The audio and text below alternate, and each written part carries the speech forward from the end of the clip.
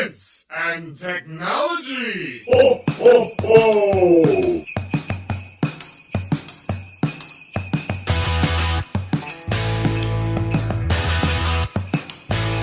Estamos on com mais um Ciencion. Quer dizer, não é bem um Ciencion como vocês estão acostumados, mas hoje é um dia especial. Hoje é o especial de Natal, que será comandado por mim. Dessa vez não temos o Pedro Altreto e o Célio Angolini, porque os editores desse podcast resolveram sair de suas tocas para falar com você, ouvinte. Eu sou a Gabriela, eu faço parte da equipe de edição do podcast e hoje eu tô aqui com a missão de fazer uma retrospectiva bem no estilo natalino dos episódios que eu mais gostei de editar. Como vocês devem ter ouvido no Fóton número 9, sobre os novos integrantes do Ciencion, lá em março desse ano, inclusive se você não escutou, vale muito a pena voltar lá para conhecer um pouquinho da nossa trajetória acadêmica na UFBC. Eu entrei na equipe em 2021 e estive fazendo companhia por 11 episódios. Sim, gente, eu editei 11 episódios dos 25 publicados desde janeiro. Bom, este foi o meu primeiro trabalho mais extenso na área de edição, com entregas periódicas e tudo mais, e vocês não fazem ideia do quão importante foi encarar esses 11 episódios, esses 11 desafios para o desenvolvimento técnico nessa área. E foi pensando muito nesse aspecto que eu selecionei para vocês 4 episódios editados por mim, para a gente ouvir alguns trechos e trocar ideias sobre como foi fazer cada um deles. Então, antes da gente começar por essa tour de episódios, vamos começar com uma vinheta especial de Natal.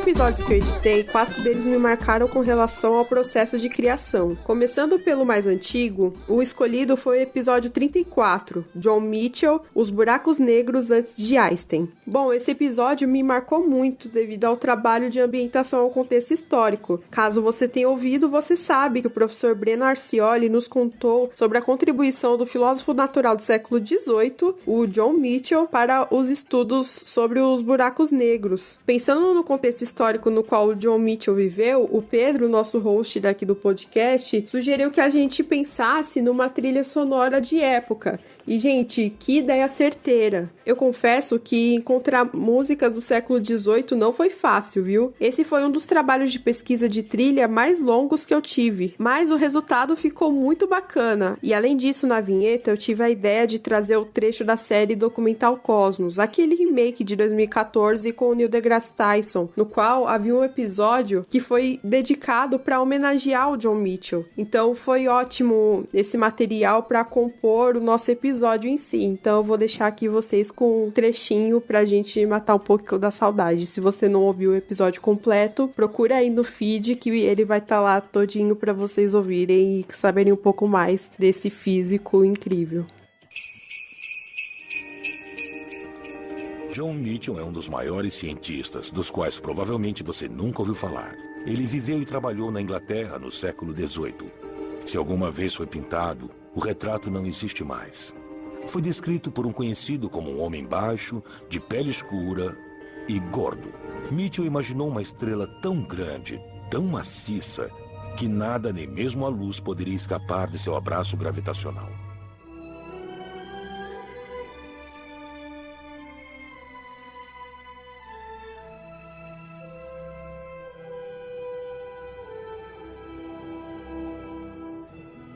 Legal. Breno, eu acredito que pouca gente conheça John Mitchell, eu mesmo não conhecia, até o Pedro propôs essa pauta pra gente. Isso é verdade mesmo? E por quê? Quem foi John Mitchell? Quais foram as contribuições que ele trouxe para a física? O Mitchell é um autor desconhecido mesmo, né? Há assim, milhares, dezenas de milhares de autores que a maioria de nós desconhece, eles só são tema, eles são de pesquisa de alguns pesquisadores, de alguns historiadores, né? Ou de pessoas assim, muito, muito ligadas a uma área específica que conhecem alguma outra coisa do que essas pessoas fizeram, né? O Mitchell foi um filósofo natural do século XVIII. era um defensor das concepções newtonianas, como a maioria dos britânicos na época. O século XVIII foi um século bastante predominante das ideias newtonianas. As ideias newtonianas predominaram muito durante esse período, em todos os sentidos, né, em relação à mecânica e à ótica, por exemplo. Ele foi educado em Cambridge, lá na Universidade de Cambridge, e depois, lá em 1767, ele virou... O nome seria mais ou menos reitor, né? Seria como se fosse um dirigente, algo desse tipo, de uma igreja chamada a Igreja de São Miguel, né, o St. Michael, uma cidade chamada Thornhill, perto de Leeds, que é uma grande cidade britânica. Então foi lá que ele fez toda a sua carreira, vamos dizer assim, né? Depois se tornou membro da Royal Society. É uma pessoa que tinha uma certa circulação na época. Mas, assim como eu disse, né, como vários outros filósofos e filósofas, é importante ressaltar isso, né, digamos assim, ele, com o tempo vai se tornando desconhecido, né, começa a não ser mais citado, né, começa a não ser mais comentado, e aí, veja, a gente está falando de quase 300 anos, né, 250 anos, mais ou menos, de intervalo, pelo menos entre esse trabalho de 84 e nos dias atuais, a gente está falando de 250 anos, então dá bastante tempo para a ideia de uma pessoa, né, ou para a visão que se tem de uma pessoa se perder ao longo dos anos, né, das décadas e tal. Basicamente, hoje, quem conhece são historiadores da ciência, historiadores da astronomia, por exemplo, do século XVIII, conhecem bastante, historiadores da ótica, e diria ali alguns astrônomos, né, que trabalham com esse tema, né, com esse assunto. E o Mitchell, ele, assim como várias pessoas no século XVIII, isso é importante ressaltar, e nos séculos anteriores também, ele se dedicou a vários temas, não teve um tema apenas de destaque, né, embora a gente conheça mais ele sobre algumas contribuições em astronomia, mas ele trabalhou, por exemplo, com magnetismo, publicou trabalhos sobre as causas de terremotos, por exemplo, né? E fez alguns trabalhos, teve algumas ideias em ótica e, enfim, algumas ideias em astronomia. Então, é uma pessoa que é um representante, é uma figura, diria, típica assim, do século XVIII, né? Uma pessoa envolvida, que ensinava, que tinha relações com membros ali de sociedades, né? Sociedades científicas, e produziu ali uma grande variedade de trabalhos, sem, obviamente, talvez deixar alguma coisa que o marcasse totalmente. Acho que talvez seja esse o ponto. Mas isso não quer dizer que ele não tenha trazido suas contribuições na época, não tenha sido uma pessoa notória na época. Ele era notória, foi discutido, foi comentado, tinha os seus críticos, os seus defensores, por exemplo, seus colegas e tudo mais.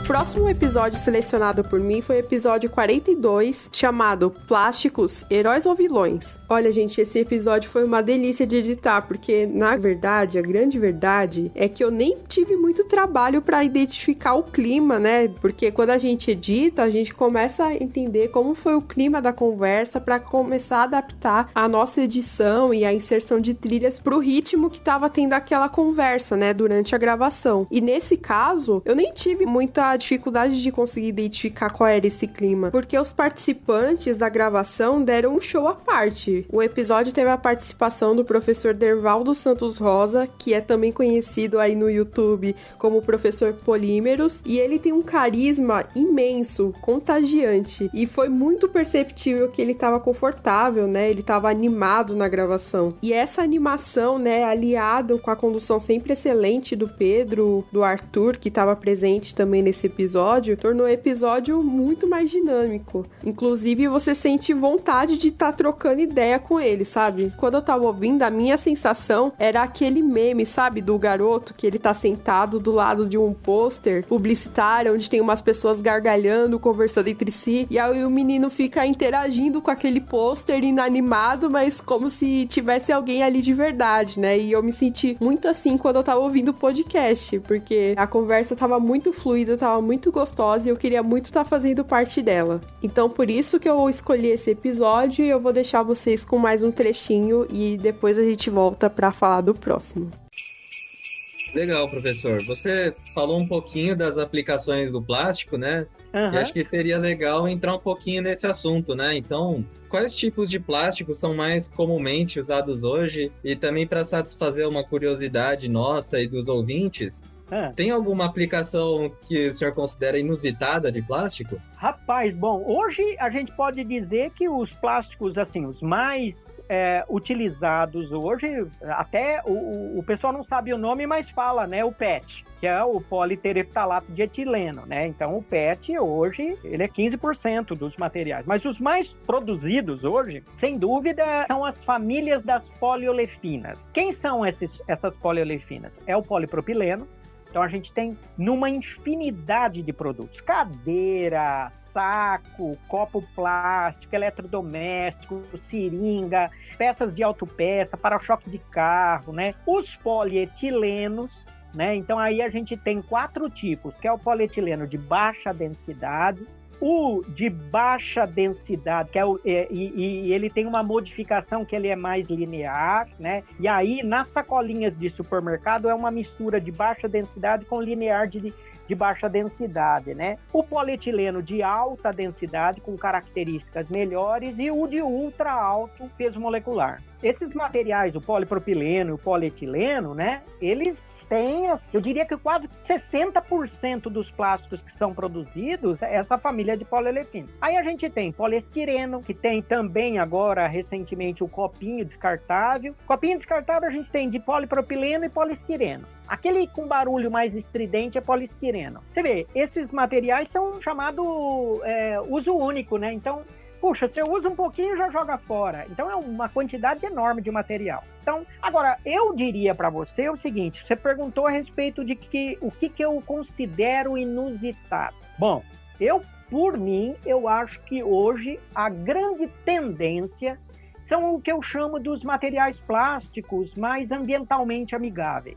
Aqueles que não agridem tanto o meio ambiente quando descartado depois do seu uso. Eu considero, e aí a gente pode ter amido termoplástico, a gente pode ter celulose. Então, a ideia hoje, né, a gente trabalha em 2 programas de pós-graduação na Nanociência e Materiais Avançados e no Ciência, Tecnologia e Ambiente. Então, e eu procuro trabalhar muito com as características nano de alguns materiais ambientalmente biodegradáveis, que muda muito a propriedade do material. Então, eu penso muito nessa pegada ambiental. Para mim, eu acho que hoje, inclusive o jovem hoje, ele está mais preocupado com isso, né? Ah, legal. Sabe, Arthur, é difícil de falar pouco desses materiais, porque eu vejo que se a gente pensasse um pouco mais no consumo, a gente poderia ter um pouco mais, eu diria, um planeta aí melhor, né? Porque a quantidade de resíduo que está sendo descartado, você não tem noção, é muito grande. Realmente. Acho que esse ponto é importantíssimo mesmo, né? Porque se a gente que vai tirar o lixo já nota um volume grande, né, de lixo que a gente produz, imagina as empresas, né, as fábricas, realmente é... Ô Arthur, você me permite uma brincadeira? Não, ó, eu fiz essa brincadeira, o Pedro assistiu a reportagem com o iFood, não foi, Pedro? Foi. Eu cheguei pro head de sustentabilidade e benefícios lá do iFood, eu falei pra ele, olha, eu faço uma brincadeira com os meus alunos de reciclagem, eles não podem falar a palavra lixo 5 vezes, senão estão reprovados na disciplina, né?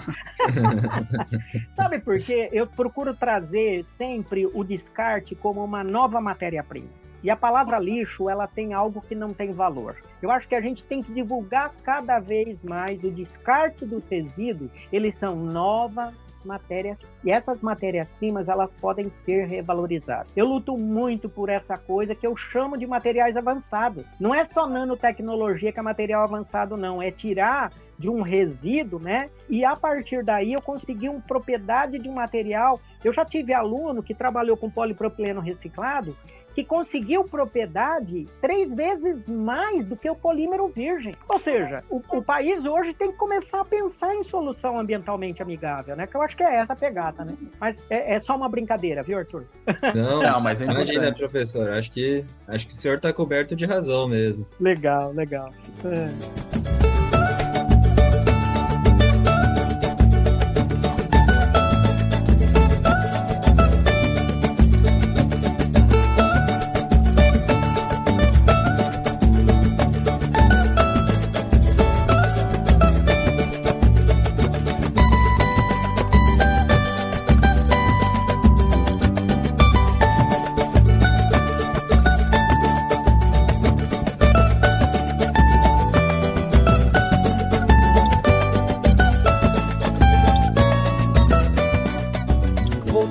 para mais um episódio selecionado por mim. Esse foi mais um episódio que precisou de bastante pesquisa para as trilhas, viu? E não só para as trilhas, mas para as vírgulas, para as vinhetas, enfim. Esse é o episódio 43. O título é Nas Ondas do Rádio, da Terra ao Espaço. Olha, eu acho que esse é um dos episódios que vem primeiro na minha mente quando eu penso em tudo que eu fiz aqui dentro do Ciência On, porque ele foi muito divertido de editar.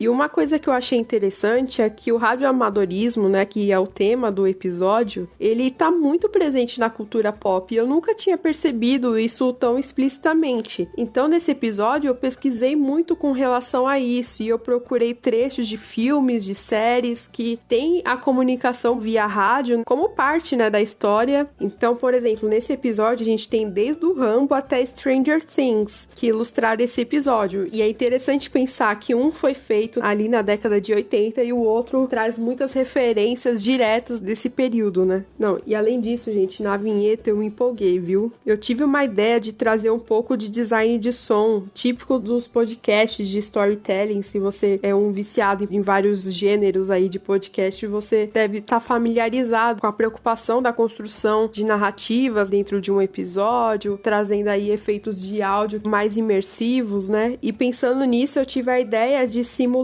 que os ouvintes, né, que vocês estavam sintonizados em um programa de rádio. E pensando nisso, eu me propus esse desafio, porque eu nunca havia feito nada parecido com isso, e foi extremamente enriquecedor, assim, em termos técnicos, né? Eu fiquei muito satisfeita com o resultado, e foi muito gratificante poder entregar o material assim, e eu espero poder explorar esse formato em projetos futuros, ou dentro do Ciência On mesmo, porque é um ambiente que explora muito a nossa criatividade. Foi muito legal de fazer. Então, bora escutar mais um trechinho aí desse episódio sobre rádios. Alô? Alô? Planeta Terra chamando! Planeta Terra chamando! Alô? Vamos falar um pouquinho da comunidade, como que a comunidade do radioamadorismo se organiza no Brasil, porque pelo que você está contando pra gente, as ondas de rádio é uma onda eletromagnética de várias frequências, né? E elas acontecem aí sendo transmitidas. E vocês não podem entrar em algumas frequências, né? E eu queria entender quais frequências que pode entrar o radioamadorismo, né? Que você pode se comunicar com outras pessoas, se todas essas são abertas ou tem criptografia, alguma coisa desse tipo. Não, elas são abertas. Não se usa criptografia no serviço de radioamadorismo. A criptografia, elas são usadas no serviço de segurança, né? Polícias. O Brasil, ele inclusive regulamentou o serviço de segurança, né?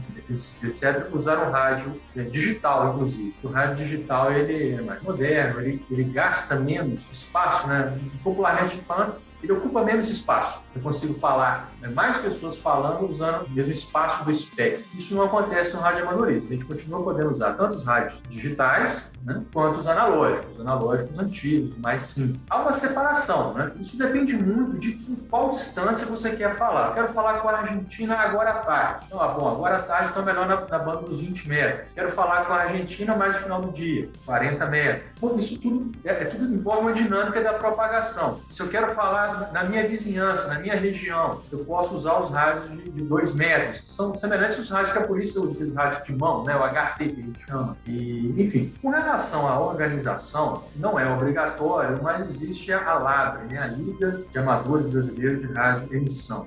A LABRE, ela auxilia, né, em contestes, são competições, aqueles que falam mais longe, que falam com mais pessoas, em maior quantidade de frequência. Então tem a LABRE, tem os grupos locais, o radioescotismo, o grupo escoteiro adora, né, gerar, propagar esse hábito de falar no rádio. Você veja, os escoteiros vão para um acampamento, etc., montam lá estações de rádio e começam a falar com outros grupos escotistas, né? Então tem essas competições que são organizadas. O Exército Brasileiro tem um concurso bastante famoso, o concurso Verde e Amarelo.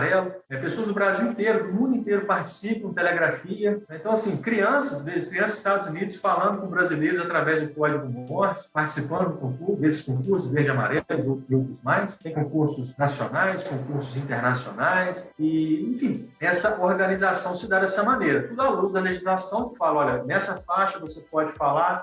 Aí que tá. No Brasil ainda fala o seguinte, o radioamador sabe em quais frequências, em quais faixas ele pode falar. falar quais tecnologias utilizar. Então, por exemplo, eu posso usar telegrafia de tal frequência até tal frequência. Eu posso usar um modo digital de tal frequência a tal frequência. Aqui eu posso usar fonia. Aqui eu posso usar digital voice, que é a voz passada no modelo digital, que é semelhante ao que os celulares usam. Não sei se vocês se lembram, quem lembra de celular da década, no começo dos anos 2000, tinha o CDMA e o TDMA, as duas tecnologias de celular. A gente usa isso no radioamadorismo, no rádio digital, só que é aberto, né? Não é codificado, não é criptografado. É digitalizado, mas facilmente decodificado por um computador ou por um rádio digital.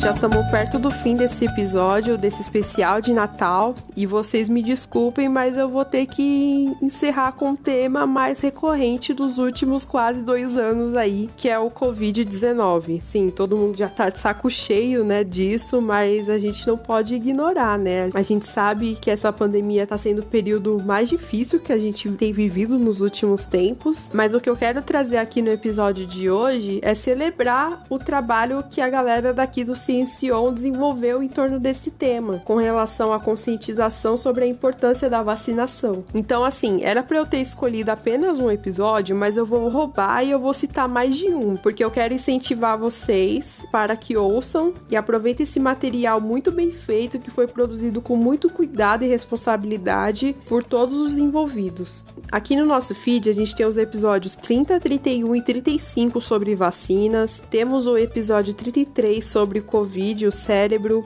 o episódio 37 sobre testes de coronavírus e o último e mais recente, o episódio 49 sobre o fim da pandemia. E o episódio 49 em especial, ele é muito importante para calibrarmos as nossas expectativas, né? Sobre o que a gente pode passar nos próximos meses. Mas apesar da importância dele, eu não vou deixar esse episódio aqui nesse especial, porque ele tá muito fresquinho, ele foi lançado há pouquíssimo tempo, é o último episódio que tá aí no feed de vocês, antes desse que você tá ouvindo agora. Então eu não quero que vocês ouçam um trechinho por aqui, não. Eu quero que vocês taquem stream nesse episódio completo. Eu quero que vocês taquem stream na lenda que é a professora Ana Paula de Areas Dal, que mais uma vez deu uma grande aula pra nós sobre como as pandemias desaparecem, ou se é possível que elas desapareçam, né? Então fica aí a lição de casa. Eu quero que vocês maratonem todos os episódios citados e principalmente o episódio 49, que foi o último publicado. Então, enquanto toca aí a vírgula, eu dou um tempinho para vocês apertarem o botão de download do episódio anterior e aí eu fico esperando e a gente volta.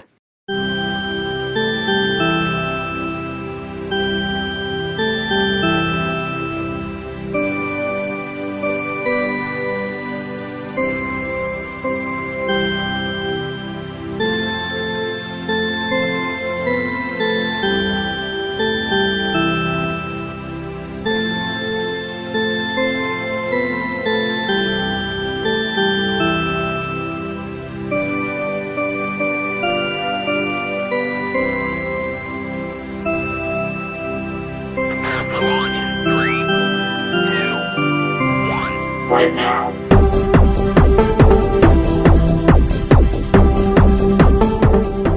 Gente, o especial de Natal já tá acabando, o ano tá acabando, o Ciencion... Não. O Ciencion, ele não tá acabando, não. Ele não para, tá? Se vocês estão achando que a invasão de editores acabou por aqui, vocês estão muito enganados, viu? Porque semana que vem a gente vai ter o Guilherme Fortes, que é o meu colega aqui de edição, fazendo o especial de Ano Novo. Então prepara aí sua roupa branca, a sua taça de champanhe, ou então a sua taça de cidra, né, de maçã. E se prepara, porque o Guilherme vai compartilhar também com a gente os episódios favoritos editados por ele. Aproveitando esse momento, eu quero muito agradecer ao Gui, né, nesse período, pela parceria aqui nos bastidores. Ele sempre foi muito prestativo para me ajudar nos perrengues, né, de tratamento de áudio, que ele é ótimo nisso. Me quebrou muitos galhos quando foi preciso, enfim. E assim como eu, né, o Guilherme entrou junto comigo aí no começo do ano aqui no Ciencion, então foi muito legal ter alguém para embarcar aí nessa nave junto comigo, né, e conhecer e aprender muito nesse processo juntos. Continuando no bonde da edição, eu quero agradecer também o Felipe Gomes, que é o editor veterano daqui do podcast. Vocês já devem conhecer ele há um tempinho, né? O Felipe deu muito suporte pra gente quando nós entramos, deu dicas cruciais, né, pra entregarmos um episódio legal pra vocês, de qualidade. Então foi muito legal conhecê-lo e trocar um pouco das experiências. Foram aprendizados que eu vou levar para o resto da minha vida e para todas as empreitadas que eu me envolver com relação à edição de podcast. Foram ensinamentos muito ricos para mim. Bom, e já que eu entrei aí nessa onda de agradecer todo mundo, nesse clima aí de fim de ano, de agradecimentos e tal, eu vou continuar aqui e falar do professor Pedro e do professor Célio, né, que mandaram muito bem como hosts do Ciencion. Os dois são uma dupla que eu adoro ouvir conversar entre si. Eu acho muito engraçado, eu acho muito divertido, eu acho que é uma dinâmica muito boa entre eles. Eles formam aquele tipo de dupla dinâmica que se completa perfeitamente, sabe? Então eu quero deixar aqui meu muito obrigado ao Pedro e ao Célio pelo trabalho que desenvolveram esse ano, pelo profissionalismo que eles vêm trazendo ao podcast. Tem sido muito legal de acompanhar esse processo. Continuando os agradecimentos, eu quero agradecer muito a equipe de mídias, né, que agora ele tá no bonde pesadíssimo, gente. Com a entrada recente, né, de uma nova galera. Vocês já conhecem aqui o Arthur Ferreira, a Beatriz Maturana, a Regina da Silva, mas agora a gente também tem na equipe de mídias a Beatriz Faria e a Vitória Lopes, que estão deixando a divulgação nas redes sociais cada dia mais poderosa, viu?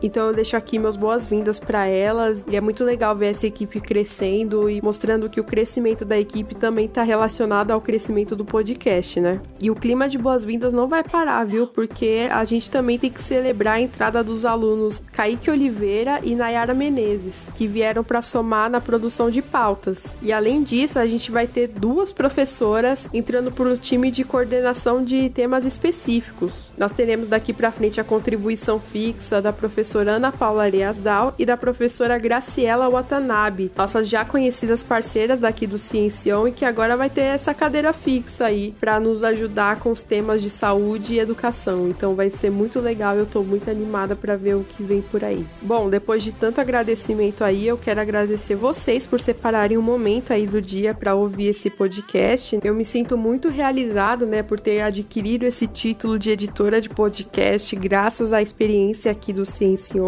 Bom, e como esse é um episódio especial de Natal, eu não posso deixar de desejar a vocês um Feliz Natal, né? Boas festas, cautelosas, por favor. E que o nosso ano novo humilhe 2020 e 2021 de tão bom que ele vai ser, né, gente? E, inclusive, se vocês quiserem me mandar um panetone, meu Pix vai estar aqui na descrição, tá? Não, mentira, não vai estar não. Mas sei lá, né? Joguei pro ar aí, quem sabe? Bom, gente, até mais. Muito obrigada por estar aqui comigo hoje. E até a próxima. Tchau, tchau.